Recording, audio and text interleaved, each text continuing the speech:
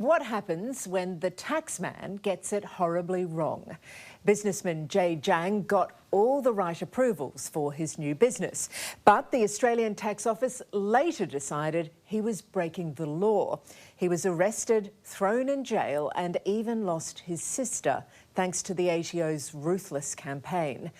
Well, it's taken a decade, but he's finally proven his innocence. ATO doesn't care about human costs. They feel it's just a number. This shouldn't be the only way Jay Jang can visit his sister now. He blames her sudden death on the Australian Tax Office. When they come for you, it's absolutely relentless. I barely survived. My sister obviously didn't. Debbie Ingleton shares the same feeling. You don't know what's going to happen because you're in the lap of the ATO. Debbie was targeted because she worked with Jay, and the ATO had wrongly determined that this 56-year-old businessman with no criminal history was defrauding the tax office. Before the determination of my federal court case, tax office throws me in jail for something that I have absolutely no idea about. Years earlier, Jay had set out to shake up the alcohol industry. New federal legislation had been passed aiming to encourage innovation among Australian wine producers. It created a new category of goods involving flavoured wine-based products. The crucial element, these innovative new drinks would be taxed as wine without the much higher excise applied to spirits. This wine product, it looks more like a spirit, but it's made from grapes. Yeah, this is made 100% from grape extract, grape wine and grape spirit. We clean it, we filter it and remove the odour. It doesn't look like wine, but it's definitely wine-based beverage. And before he even got serious about producing and bottling this stuff, he applied to the tax office for what's called a private ruling. Basically, the ATO tells you how you'll be taxed before you commit to the start-up costs of production. I've got that private ruling from 2011 here, and it states very clearly that your product is rebatable wine. Yes, absolutely. So with this, you're good to go. The taxman's going to tax you at the lower rate. That's correct. Private ruling confirms our product will be taxed at lower wine rate. But Jay's Divas products was seen as a threat to the big players in the alcohol industry who lobbied the Australian Tax Office, thus sparking a long and agonising legal dispute with the ATO that has shattered the lives of Jay, his family and his staff. And I hate the ATO for what they've done and leaving me like this. The last chapter of Debbie Ingleton's life story has been dominated by the Australian Tax Office. She and her late husband Bill worked as managers for Jay Jang when the ATO first turned its attention to his tax affairs. In 2010, coordinated raids by the ATO targeted Jay's business premises and home as part of what became a criminal investigation. The Ingleton family home on the Gold Coast was also raided as the couple had been made directors of one of Jay's companies. They went through everything. They went through personal stuff. They went through my underwear drawer, my bra drawer, any drawer. ATO officers seized and copied every document on the premises, business or personal, even their birth and marriage certificates. They kept asking my husband, Bill, where the money was, and he said, I don't know what you're talking about. There's no money here. We rent, we struggle, and, there's no money. Debbie had a history of cancer and had severe mental health issues at the time. A letter from her psychologist stated she was suffering from severe depression with suicidal tendencies, and her symptoms are being exacerbated by the ATO. One of the ATO officers would constantly ring. How many times a day was he calling? I think at the end it got to about 10 or 12 a day.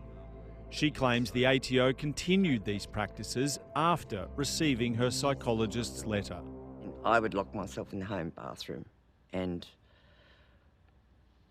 think of ways to kill myself because I was so desperate. Debbie suffered a nervous breakdown and was hospitalised. One tax officer was removed from the case, allegedly due to non-compliance with ATO guidelines. I gives the ATO the right to treat people that way? ATO has a job to do, and that's no question that has to be done, but not at any cost, especially when mental health and someone's suicidal. A year later, nothing had come from the criminal investigation and no charges were laid. Jay Jang assumed he was in the clear, but applied for another private ruling from the ATO which clarified his products were still classed as wine. But in 2013, Jay claims his companies were subjected to aggressive audits. A new tax assessment was raised, unlocking one of the ATO's incredible coercive powers known as a garnishee notice, where it orders banks to divert money belonging to a business to settle the alleged tax debt. Garnish action is the most aggressive form of ATO action that, in my view, that is destructive and harmful for a business. You literally can't run a business when there's a garnish on because there's no cash coming into the business while the expenses are still continue to be paid. If the ATO, the tax office, forms an opinion that you owe some money, that opinion, whether it's true or not, becomes a tax debt at law. Ken Phillips is a small business advocate and outspoken critic of the ATO's extraordinary powers once it has you in its sights. They literally can destroy you. They have the power under the law to do that, and they do it. Jay's business was subjected to a wind-up order, which would have destroyed it, only surviving after an objection to the ATO was expedited and then ruled in his favour. But the tax office wasn't stopping. In early 2015, he, along with Debbie and Bill Ingleton, received a letter to say they were under criminal investigation again, relating to matters alleged to have taken place almost a decade earlier. Initially, I actually didn't think much of it because I thought this must be just a mistake. When the full realisation of it hit, what did you think at that point? My world fell apart. I didn't know again what it was all about. It's a matter that's going back 7 to 10 years. In March that year, the tax office made an important change. It announced that clear and characterless grape-based products, like those made by Jay, were now likely subject to excise, the high tax paid on spirits, denying Jay a permit he needed to continue operating. He then lodged another objection with the ATO, which this time took 16 months before being rejected. So Jay then took the matter to the federal court in Victoria to adjudicate. Before Jay could get his day in court, he temporarily moved his operations to New Zealand to keep the business afloat. There was absolutely enormous amount of legal costs that impacted our business. It was actually perpetual survival mode where we had to find a way to survive each day.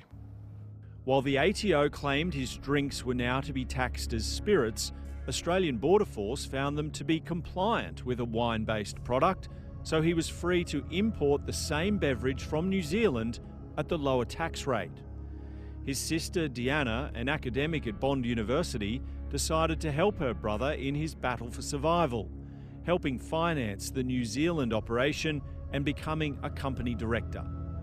The ATO then made her a target too, raising an unexpected new tax assessment and immediately garnishing her wage from Bond University. When the ATO starts garnishing her salary, they're basically telling her employer that she owes a debt to the tax office. How did that affect her? It totally destroyed her mentally. I mean, after all, she's not a businesswoman, she's an academic assisting the family to ensure we survive through our business. On the 1st of November 2017, Deanna took her own life. The PhD she was still completing was awarded posthumously, now etched in stone at her grave in Sydney. It was total shock, of course, but the pain is indescribable. Who do you blame for your sister's death? Absolutely tax office.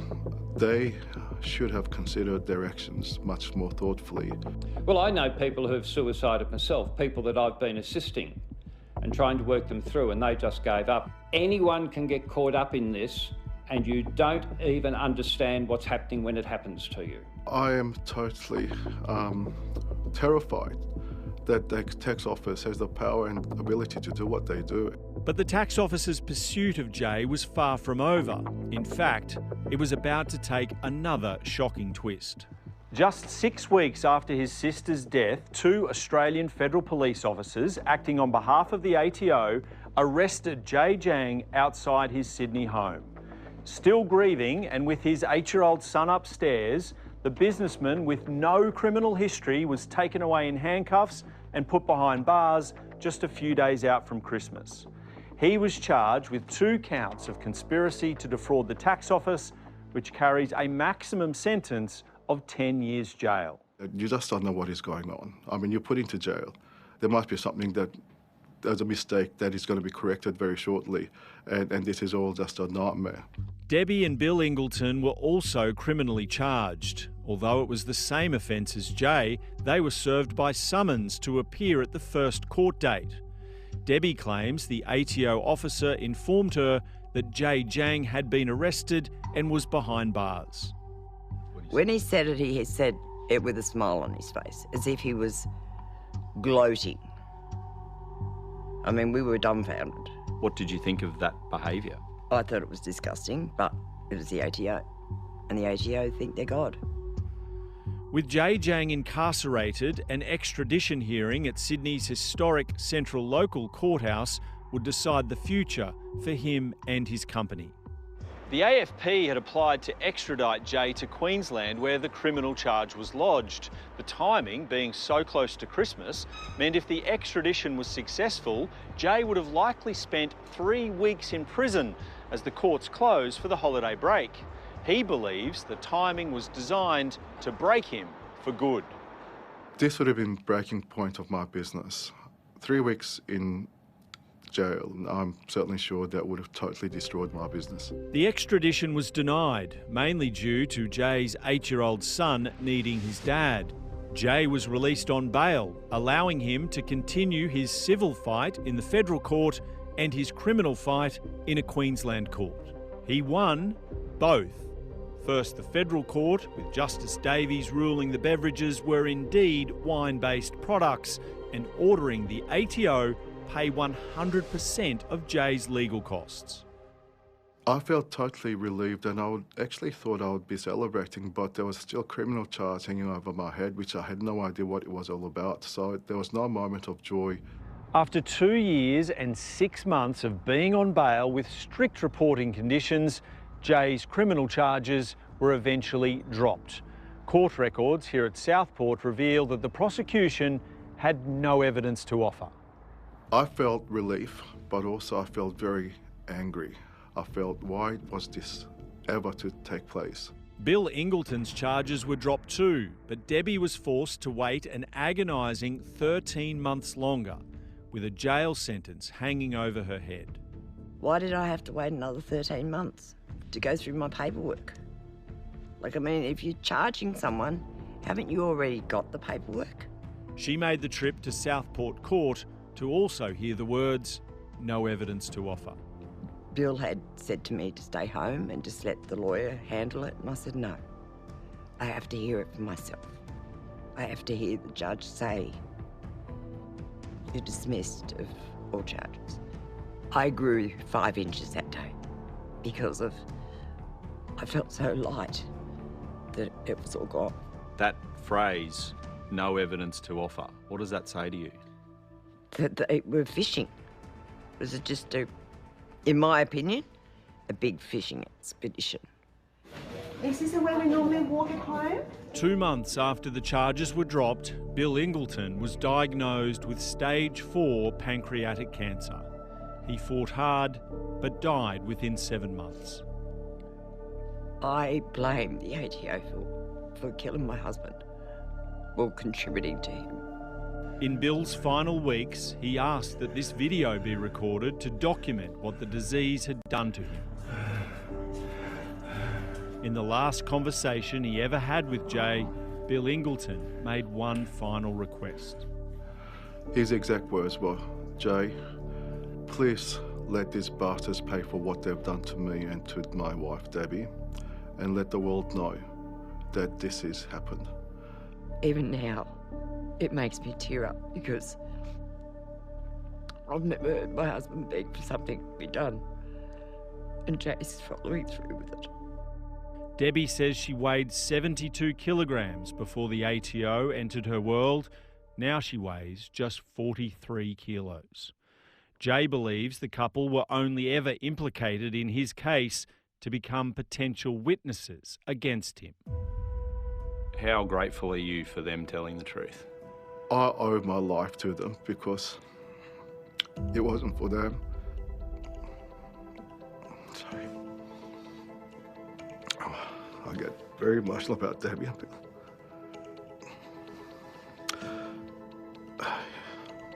They could have easily gone against me, and my life would not have been the same. The impact this case has had on so many lives weighs heavily on Jay Jang. He's now filed complaints about the ATO's conduct with the Inspector General of Taxation and the National Anti-Corruption Commission. Do you think the tax office realise the cost that this can have? My personal opinion, I don't think they do. I don't think they care. In fact, I believe this is continuing as we speak today to other people, and that's why I'm speaking out loud. The Australian Taxation Office is required by law to conduct itself as a model litigant in legal proceedings, needing to do the right thing, be fair, and have the highest professional standards. We have to make sure that people pay the correct amount of tax, not the amount of tax that the ATO bludgeon out of you. What do you hope tax office staff might learn or be able to understand better from hearing your story? Treat people with respect. We're not pieces of dirt. You're not God. You think you are, but you're not. You're dealing with people's lives, feelings. Put yourself in their shoes for once. Well, Dan Nolan joins me now. Dan, what's the ATO had to say? Well, Layla, today the ATO announced an independent review into the matter which will, quote, thoroughly consider the issues dating back over a decade. The findings of this review will guide what actions are required. An earlier statement said the ATO deeply sympathises with anyone experiencing challenging times, especially the passing of a loved one, and that they are committed to operating with empathy. But those words ring quite hollow for people like Jay and Debbie. What do Jay and Debbie want? Well, Layla, they want the results of that review to be made public so that they can finally get some answers as to why this happened, and also to ensure it's not still happening to other Australians. They also want compensation, in particular for Debbie, who's a shell of the woman she was before this all started. And Layla, tomorrow night we're going to expose more details on the specific mistakes they feel were made by individual ATO investigators as we continue to fight for answers and ensure action is being taken to address some of the devastating outcomes of this case. Layla? OK, Dan, thank you very much. And if you or someone close to you needs help, there is support available. Contact Lifeline. The number is on your screen now, 13 11 14. That's 131114.